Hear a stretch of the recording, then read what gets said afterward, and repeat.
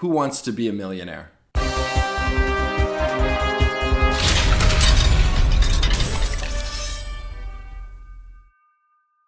Hey everyone, welcome back to Drawbridge Finance. My name's Levi Woods, and I am not a financial advisor, but I am a long-time investor, and I built this channel so that I can help everybody get their finances into a better place.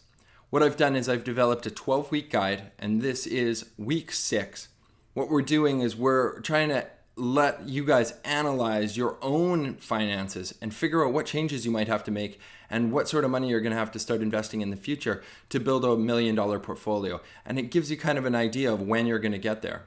So if you've been following along, what we're going to look at today is back in week 4, we had the LifeChanging Chart. And what this is it's a really simple chart. It's by year. It gives you your total value of investment per year by your age and by the date. And what I asked you guys to do in week 4 was to play around with the numbers and kind of figure out how much you're going to have to contribute in future years in order to make your $1 million mark or whatever mark you're trying to get to by whatever age you're trying to get to. So if you haven't downloaded it, take a second, look down in the description below.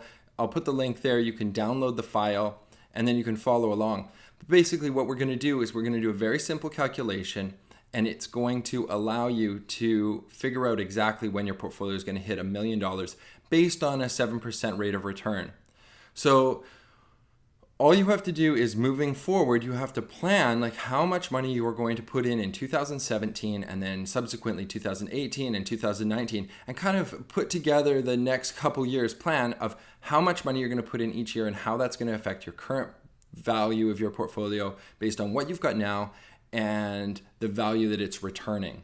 So super simple calculation. If you put in $10,000 in 2017, you just have to divide that by the number of weeks remaining. So there's 8 payments left. We want to contribute $10,000. Those payments are going to be that calculation, 10,000 divided by 8, and you get your number for your biweekly deposit that you're going to have to make that number.